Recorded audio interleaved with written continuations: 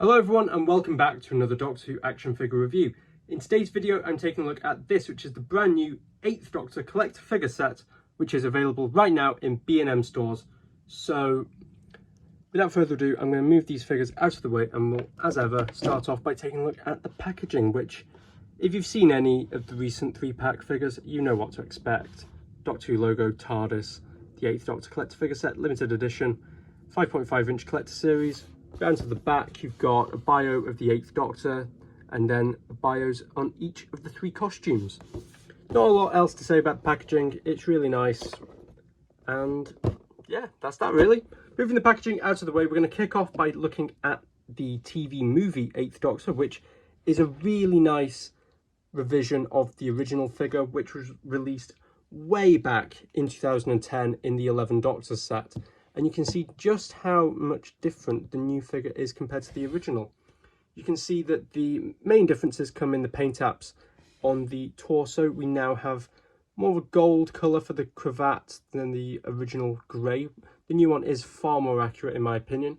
We have more of a gold colour for the waistcoat as well, or bronze colour at least, which I do think is more accurate, although it is a slight shame that the pattern paint apps on the original have been excluded from the new one. The coat is a slightly brighter green, which is, I think, more accurate in itself. But the main attraction is finally the lapels have been painted the accurate green, as opposed to the original, which for some reason had the lapels painted brown. I still can't quite understand why they did that, but it's nice to see that it's been corrected now. Looking at the head sculpts, they're, as ever, fantastic. This is still one of my favourite head sculpts that the range has ever done, and it just looks fantastic. It looks just like Paul McGann. The sculpt of the hair is also fantastic, and yeah, the paint apps really highlight it. Moving down to the legs, we have a slightly different colour. The new ones are more of a beige colour compared to the originals, which were more of a grey. And the trousers also feature that same speckled effect which was used on the recent 4th Doctor figures. I'm not sure if that's entirely accurate to the film. I don't think it is. I think the original might be more accurate in that regard, but it still looks really nice and goes surprisingly well with the rest of the figure. Looking at the boots are now a brown, whereas the originals were more of a gloss black. Again, I think the gloss black of the originals is more accurate, but oh well, it still looks like a really nice figure. Looking at articulation, it's what we've come to expect. We've got a swivel at the head, swivel at the shoulder, articulation at the bicep, at the elbow and the wrist. Got articulation at the waist, hips, thighs and knees. I've already compared it next to the original TV movie 8th Doctor, but I thought it'd be fun just to bring in the comic book 8th Doctor, which was included in the Children of the Revolution Dr. Dalek set way back in 2013. And you can see just how great these figures look next to each other. They really look fantastic, and all 3 of these can work because we know that this one's the TV movie 8th Doctor, this one is the comic book 8th Doctor, and there's no reason to say that this can't be an early Big Finish 8th Doctor. That's certainly how I'm treating it on the shelf.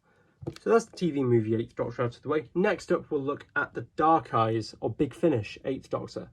Now, you might think that this figure has been released before, and you'd be correct, it has. In fact, this is the 4th release of this figure. If I just bring in the originals, we have the Big Finish exclusive release, and then the 2 figures which came with the Dalek Interrogator Prime in the 2019 and early 2020 waves. Now, on face value, you might think that these are exactly the same figures, but you can see actually that the paint apps, especially on the face, are much more accurate on the new figure. The original suffered from an overly glossy paint application. The eyebrows always looked a bit sloppy, and he always had quite a sad expression, whereas now those problems have been rectified and the figure looks all the better for it. It looks absolutely fantastic. Apart from that, the rest of the figure is exactly the same. The coat might be a slightly darker colour, but it's very tricky to tell. The trousers, again, more of a one-tone dark blue compared to the originals, which were more of a sort of denim appearance, and the boots are painted black. I think the original brown is more accurate, but it's on audio, so there's no reason to say that both can't be accurate. But of course, the main selling point of this figure is the bag, which is great to finally see it included. This is not a new sculpt. This was previously included with a Primeval figure, but it's fantastic to see that they've finally given us this to go with the figure. And it's strange how just the inclusion of this one accessory makes the figure look complete. And now it makes the previous 3 figures all look incomplete. And it kind of helps hide the original 9th Doctor body mould as well, so it's good in that regard as well. If I just move out of the way the original figures, we'll take a look at articulation. Using the 9th Doctor body mould, it has all of that same articulation, so you've got a swivel at the head, articulation at the shoulders, at the biceps, the elbows and the wrists. There's articulation at the waist, at the hips and at the knees. So overall, this is an absolutely fantastic figure and finally gives us a complete Big Finish Dark Eyes 8th Doctor. Finally, we have the Night of the Doctor 8th Doctor. Now, this has been a very rare figure for many people to get hold of, as it was originally, I think, a Toys R Us exclusive and then a Forbidden Planet exclusive, but it sold out very, very quickly. So it left a lot of collectors wanting this figure in their collections without having to pay extortionate scalper prices on eBay. So it's fantastic to finally see this figure get a re-release with a few alterations to the original. So looking at the head sculpt, again, it's fantastic. Looks just like Paul McGann as he appears in The Night of the Doctor. The hair has a bit of a wash to it to really bring out that detail. The neckerchief looks great. You've got all the same detail that was on the original. The shirt is a nice off-white with a black wash to give it some dirt and some dirty detailing. But the main differences come with the colouring of the waistcoat and the coat. If I bring in the original for comparison, you can see that the original had more of a bronze style waistcoat, whereas the new one has more of a gold colour.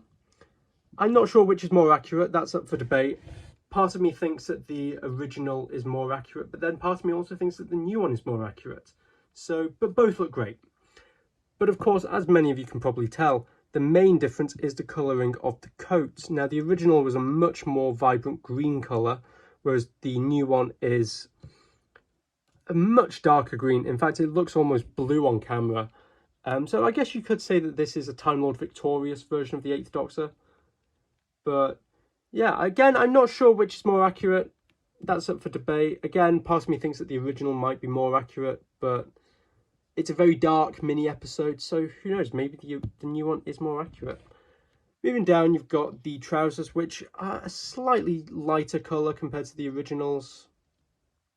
Looking really, really nice. And then you've got all of that same nice detailing on the boots. I've already compared it to the original, so whilst we're here, I may as well bring in the 13 Doctor set version of the 8th Doctor, and you can just see how nice these figures look next to each other.